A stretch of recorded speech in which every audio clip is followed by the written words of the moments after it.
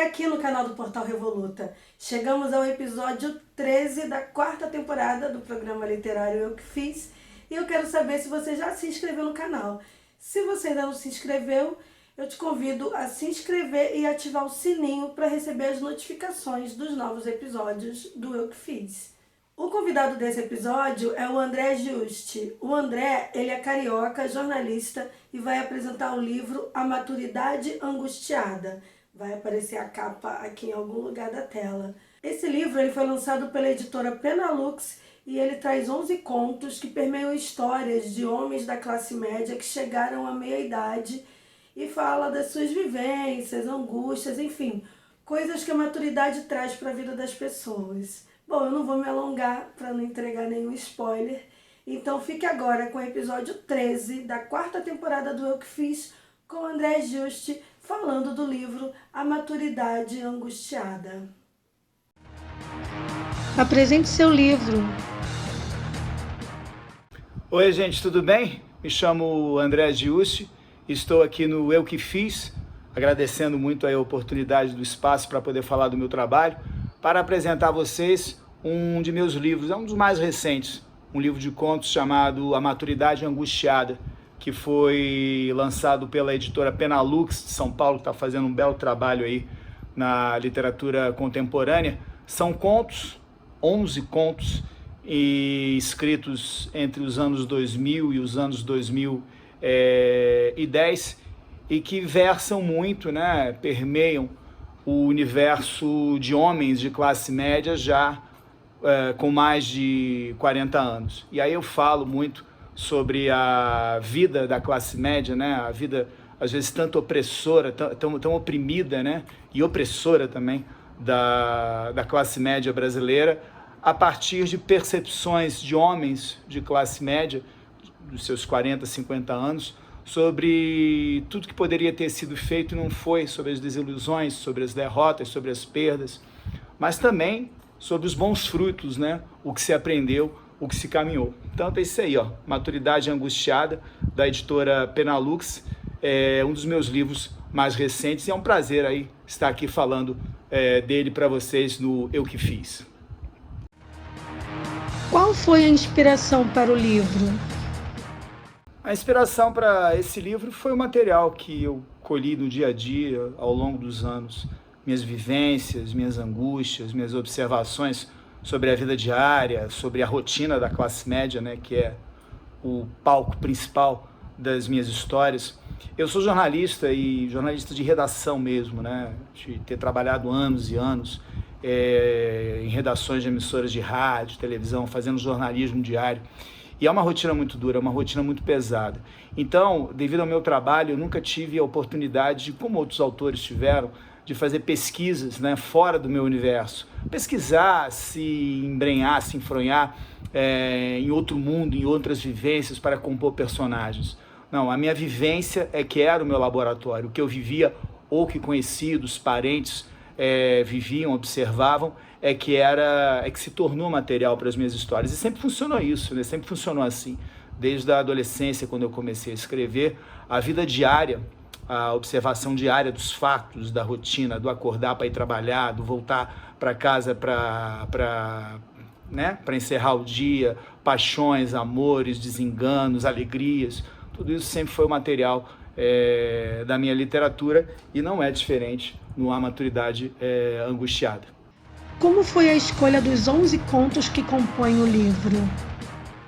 Eu acho que ao longo da minha vida literária, né, já tem aí 30 anos que eu escrevo e publico, eu acho que eu consegui desenvolver uma autocrítica. Então, quando eu publico alguma coisa, seja até na internet, né, com a rapidez da internet, mas mesmo ali, quando eu publico, é porque eu estou gostando daquilo, eu estou acreditando naquilo, na força daquele texto, seja um poema, seja um conto, seja uma crônica, eu estou acreditando naquilo. Então, o critério foi esse. Primeiro, a qualidade. E depois, uma linha, né, um universo que permeasse as 11 histórias do livro, no qual já me referi, né, história do universo da classe média, dos homens de meia idade e tal. Esse foi o segundo critério. há uma identificação, há uma identidade entre as 11 histórias do livro, do Maturidade Angustiada, e esse foi o segundo critério. O primeiro critério foi a qualidade. Nesse livro eu até nem dei os contos para ninguém ler, em outros eu até fiz isso, mas não foi o caso. Mas já havia, alguns deles já haviam sido publicados em suplementos literários e teve uma repercussão boa, tiveram uma boa repercussão. Então eu falei, bem, não sou só eu que estou gostando, acho que as pessoas também estão dando algum valor. Então a qualidade literária e a identidade entre eles foram assim os dois critérios decisivos para a escolha dos 11 contos que compõem o livro. Por que você resgatou um conto dos anos 1990 para colocar nesse livro? Realmente, eu resgatei um conto escrito no final dos anos 90, em 1998, o ano que, inclusive, eu cheguei a Brasília, onde eu moro atualmente. Chama-se O Mesmo Dia de Sempre. Não sei se a luz está deixando ver.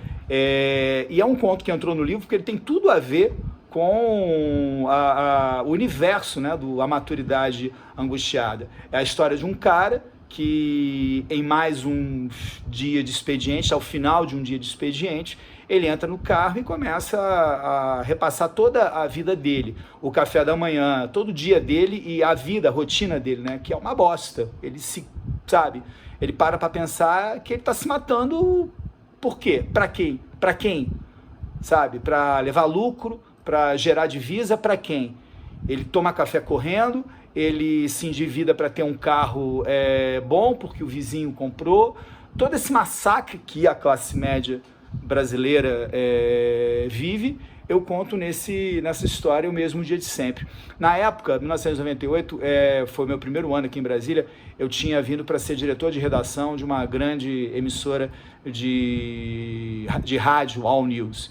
E você imagina a pressão que é, né? Eu adoro o que eu faço, gosto muito, mas, sabe, é cobrança por audiência, é cobrança pelo furo de reportagem, é porque que a outra emissora deu e a gente não deu, sabe? E o teu programa, o programa que você apresenta, eu também fui muitos anos âncora de rádio e televisão, por que o programa que você apresenta caiu um ponto na audiência, sabe? Essas coisas existiam e isso massacrava, entendeu? Então, esse conto está no livro justamente porque ele conta a angústia de um cara de seus 30 e poucos anos, que se pergunta para que eu estou fazendo tudo isso, para quem que eu estou fazendo tudo isso, será que vale a pena? Na realidade, é a grande pergunta dessa história que eu resgatei aí já de 25 anos atrás. Por que são personagens masculinos? Fale um pouco sobre eles. A resposta pode até parecer muito simples e muito óbvia. É porque eu sou homem, entendeu? Eu sou um homem de classe média e a partir do momento que eu escrevo sobre as minhas experiências, a partir delas, os meus personagens, né, no geral, serão homens de classe média, moradores de grandes centros urbanos. Eu me sentiria muito incomodado e eu acho que soaria muito falso se eu escrevesse como se eu fosse uma mulher. Eu acho que eu não conseguiria. Se eu escrevesse como um negro, como um morador da favela, como um sertanejo do Nordeste. Não é a minha realidade, entendeu? Que elementos, que vivência eu tenho para escrever, entendeu? Sobre isso. Uma coisa é você, com a literatura, defender o direito das mulheres, condenar o racismo, você condenar a homofobia, defender o direito das pessoas se relacionarem com quem elas quiserem. Uma coisa é isso. Outra coisa, e isso é a minha opinião, tá, gente? Tem escritores que conseguem fazer isso e eu aplaudo, eu não consigo.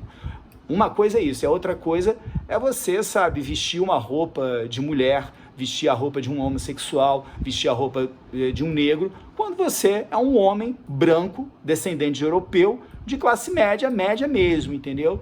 Então, sabe, da mesma forma como eu não imagino como é a vida de um magnata, eu não sei como é a vida de um favelado. Quer dizer, eu até sei pelas minhas experiências de repórter, mas mesmo assim, sabe, elas não me autorizam, não me credenciam a escrever, a compor um personagem morador da favela. Eu posso citar ele en passant, de alguma forma, como isso acontece nas minhas histórias.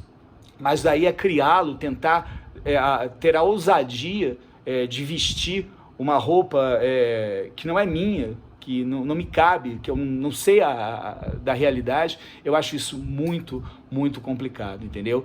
Nas minhas histórias, em duas delas aqui do Maturidade Angustiada, que é o livro aí sobre o qual a gente está falando, eu falo sobre o machismo a partir da vivência de um homem machista, em duas histórias, Lorena e o Temporal e Lins Imperial. É a história de dois relacionamentos onde eu coloco claramente o machismo, o conservadorismo do homem de classe média de uma cidade como Rio de Janeiro, por exemplo, onde eu ambientei boa parte de onde eu sou e onde eu ambientei boa parte dessas minhas histórias. Então, eu não me visto como mulher para falar sobre o machismo. Eu não sei como que imagino que seja horrível, né, ser vítima do machismo, mas eu não consigo me colocar como mulher para saber o que é aquilo. Mas eu sei, sabe, como procede um homem machista, cheio de preconceito, cheio de grilos na cabeça, por causa do direito da mulher ter prazer, do direito da mulher fazer o que ela quer, de ela ir aonde ela quer, de ela se vestir como ela quer, entenderam? Isso eu acho que eu consigo fazer e fiz em duas das histórias do A Maturidade Angustiada. A maturidade angustia por nos colocar em confronto entre os sonhos e as desilusões? É porque a maturidade, em alguns dias, ela realmente traz muita angústia, sabia? Não só o próprio processo de envelhecimento, né? Quando você começa a se dar conta de que você já não tem mais todo o tempo do mundo, você já não tem mais a vida toda pela frente, que provavelmente você, inclusive, já passou da metade da tua vida. E não apenas isso, mas o compromisso diário, sabe? De ter que trabalhar, de ter que ser bom no que você faz, de ter que superar, matar um leão por dia, né? Como as coisas funcionam nesse país, e ter que, sabe, criar filhos, botar dinheiro em casa, botar comida na mesa. Tudo isso realmente angustia, né? E não sabe, a vida toda, a vida já é um processo muito angustiante desde o início, desde a infância, né? A criança também fica angustiada. E a gente, quando chega a uma idade, a gente se vê, sabe, oprimido por esse mundo doido que está aí, sabe, de ter que ser bem-sucedido, de ter que estar bem empregado, de ter que estar com a saúde maravilhosa. Tudo isso realmente é uma opressão muito grande. E eu acho que quando você faz 40 anos, eu sempre fui um cara meio angustiado, mas eu acho que com 20 e poucos eu não me dava conta.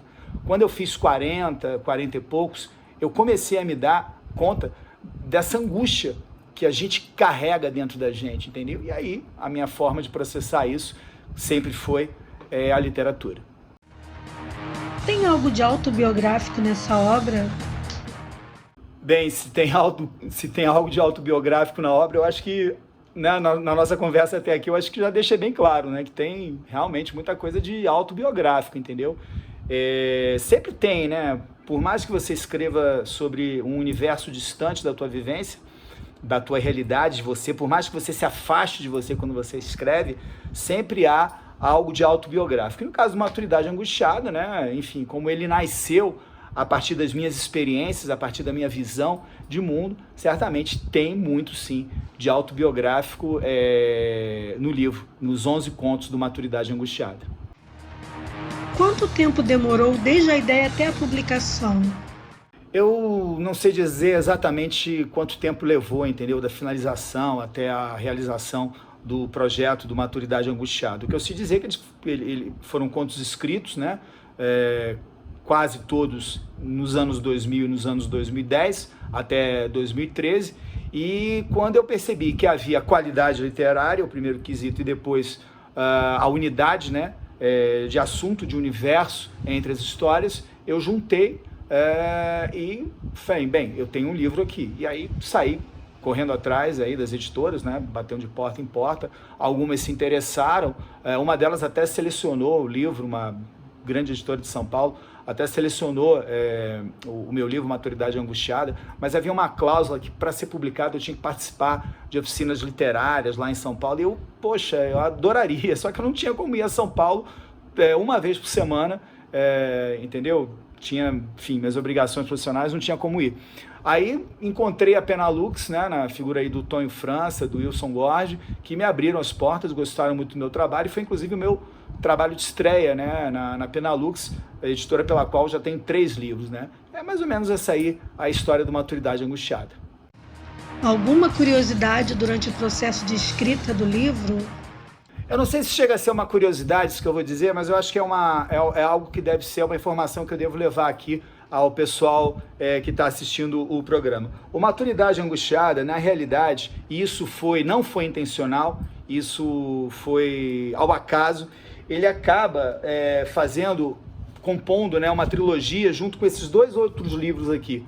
A Solidão do Livro Emprestado, que foi publicado originalmente em 2003 pela editora 7 Letras e ganhou uma segunda edição um tempo atrás pela própria Penalux, e esse outro aqui, A Liberdade é Amarela e Conversível, publicado em 2009 pela 7 Letras, e a própria 7 Letras fez uma segunda edição no ano passado. Então, fazem parte, né, os 3 acabaram se tornando uma trilogia da minha obra. Isso não foi intencional. Quando eu vi, eu percebi que os 3 dialogam muito, entendeu? E que há um crescimento, há um amadurecimento ao longo dos anos desses personagens, entendeu?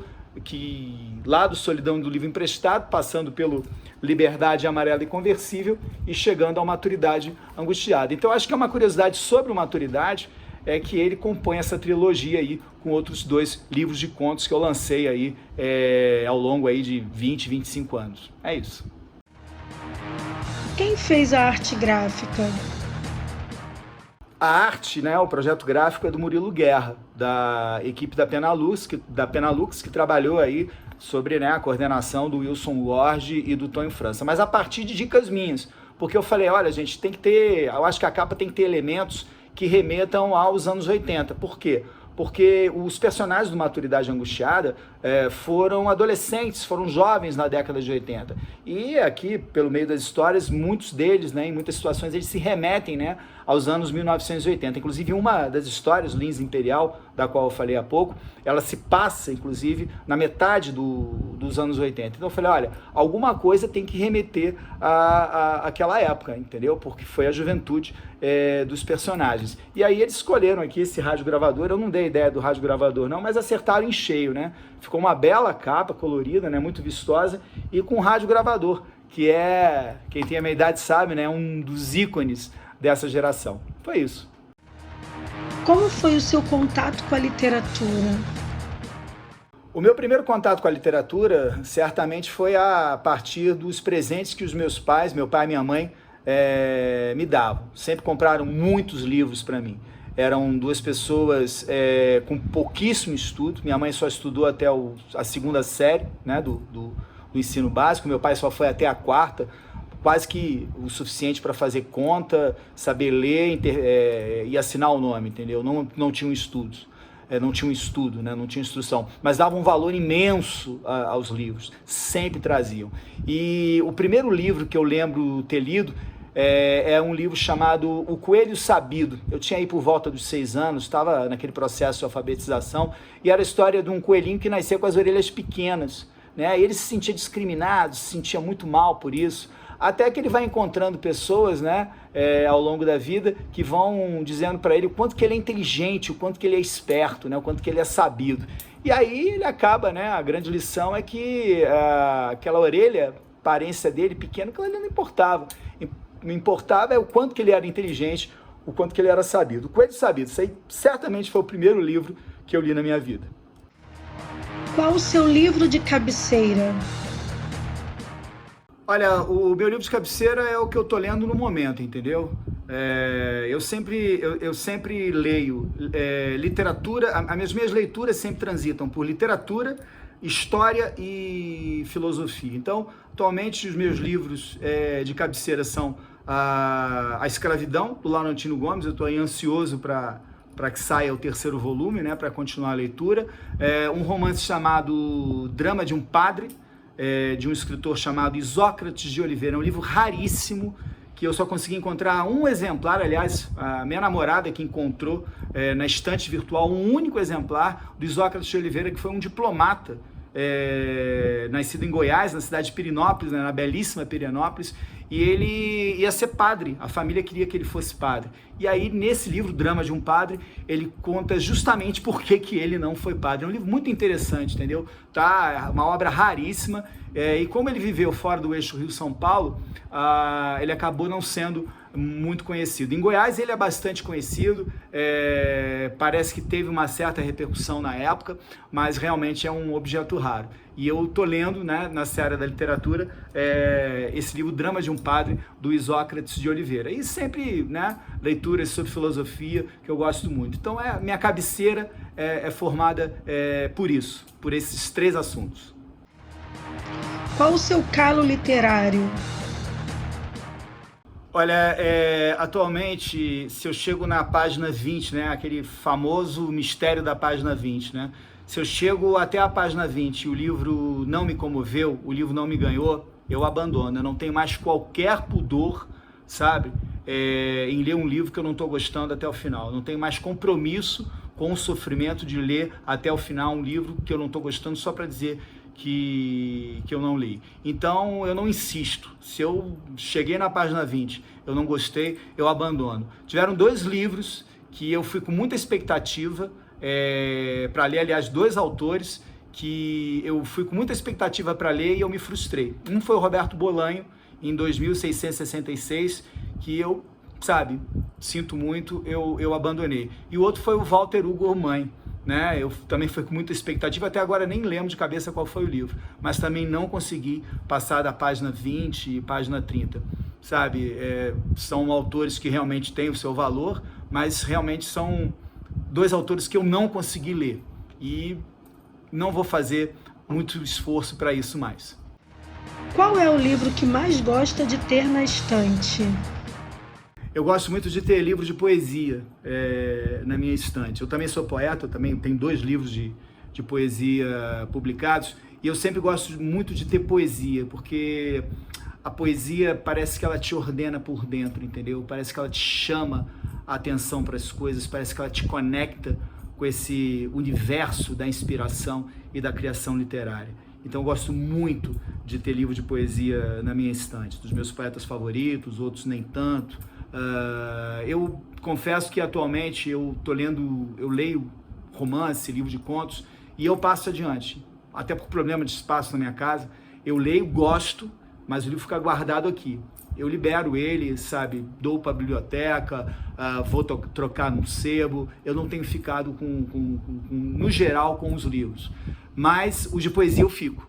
Os de poesia eu guardo, porque eu acho que são livros que me conectam com esse universo do fazer literário. Qual é o livro mais velho na sua estante? Olha, eu não sei se é o mais velho, mas certamente é o que eu tenho há mais tempo. Apontamentos de História Sobrenatural, Mário Quintana, meu poeta favorito. Eu acho que foi com Mário Quintana que eu descobri a poesia, um livro dado pelo meu velho pai, olha, dedicatória de 1983. Então eu acho que é o livro que eu tenho há mais tempo na estante. E quanto mais o tempo passa, quanto mais ele fica velho, mais aumenta a minha admiração, não apenas por ele, mas por toda a obra do Mário, que junto com outros poetas, mas o Mário ganha, né, por alguma coisinha, o meu poeta favorito, certamente. Qual é a sua mania literária?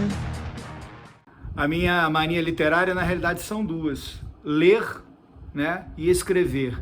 Ler para entender a sociedade, para entender o mundo, para tentar entender esse país, para tentar me entender, para ter elementos, né, para ter material, para ter vocabulário, para ter ideias, para escrever, que é a forma como eu me administro para não enlouquecer, para não pirar. São minhas 2 manias literárias, ler e escrever. Uma coisa puxa a outra. Eu acho um pouco engraçado essa coisa de autor independente. O autor, ele é dependente primeiro do leitor, né? Se não tiver leitor, ele não existe. E quando você assina um contrato com uma editora, por menor que ela seja e por mais que ela tenha a pecha de alternativa, né, o título de independente, você é dependente dela. Então, Eu prefiro, ao invés de falar autor independente, eu prefiro falar autor contemporâneo. Eu tenho lido muita coisa boa. Olha, Antônio Mariano, Cynthia Krimler, Leonardo Almeida Filho, Leandro Leal, autores assim, sabe, da minha geração, contemporâneos, um pouco mais novos, às vezes um pouco mais velhos, mas muito ricos, entendeu? E eu vou, assim, para citar um livro, eu vou citar Grande Mar Oceano, do Leonardo Almeida Filho, que foi um livro que eu li recentemente, no final do ano passado, e realmente me causou uma impressão muito boa. Grande Mar Oceano, do Leonardo Almeida Filho. Mas olha, além do Leonardo, tem esse pessoal todo que eu falei aí, e tem outros escritores que infelizmente não estão me vindo na cabeça, que estão, olha, mandando muito bem. Refletir sobre tudo que a maturidade pode trazer não é simples não. O autor falou aqui sobre várias coisas que inspiraram ou incomodaram ele, né? Como angústia sobre as responsabilidades da vida adulta, o trabalho, as escolhas, o massacre corporativo, né? Cobranças pessoais e a cobrança para ser bem-sucedido. Bom, aqui na descrição do vídeo tem um link para acompanhar o trabalho do André e também saber onde adquirir o livro dele, tá bom? E que tal ir de um trechinho do livro para poder conhecer um pouco sobre a escrita do André Juste? Bom, eu escolhi um conto, né? Ele me mandou o livro em PDF e é curioso que lá no início do livro ele põe um alerta lá. Atenção, este livro é angustiado, mas contém momentos de esperança. E eu escolhi ler um trecho do conto O Mesmo Dia de Sempre. O mesmo dia de sempre. O sol morre dentro da garagem, entrando pelos respiradouros abertos na parede de cimento que lembram frios origamis sem vida. Monóxido de carbono e aroma de catalisador circulam do teto ao chão. Motores ligando se repetem sem intervalo no concreto cinza. É hora da volta. Mulheres manobram temerosas das pilastras e homens apressados sequer cogitam em dar passagem a quem tenciona sair de uma vaga. Todos querem se livrar logo desse quarto subsolo, esse claustro para baixo da terra, sabe-se lá quantos metros. Há sempre um ambiente de cataclismo se anunciando aqui, às 18h45. É como se o chão fosse se abrir a partir da outra extremidade, para engolir de uma só vez o prédio pela fenda magnífica. Todos querem escapar novamente com vida, pelo menos hoje, até quando der. Até quando ninguém sabe. Legal, né?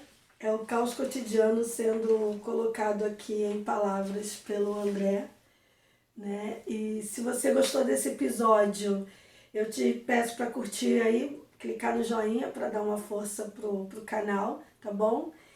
E manda aí pelo WhatsApp para os seus amigos, para eles conhecerem, manda o link para todo mundo, convida as pessoas a conhecerem o trabalho do Eu Que Fiz, né, do Portal Revoluta. E é isso. A você que chegou aqui ao final do episódio, eu te agradeço por vir até aqui comigo. E se você quer indicar alguém para a próxima temporada do Eu Que Fiz, ou se você é um autor, uma autora e quer participar aqui falando do seu livro, manda aqui um e-mail para euquefiz@revoluta.com, que eu vou ter prazer em te responder e explicar como funciona todo o trâmite para você participar do programa, tá bom? Como eu sempre digo, só arte salva. E para finalizar esse episódio, eu vou falar uma frase do Pablo Neruda. Sou onívoro de sentimentos, de seres, de livros, de acontecimentos e lutas. Comeria toda a terra, beberia todo o mar. Bom, é isso. Até o próximo episódio. Um beijo e tchau!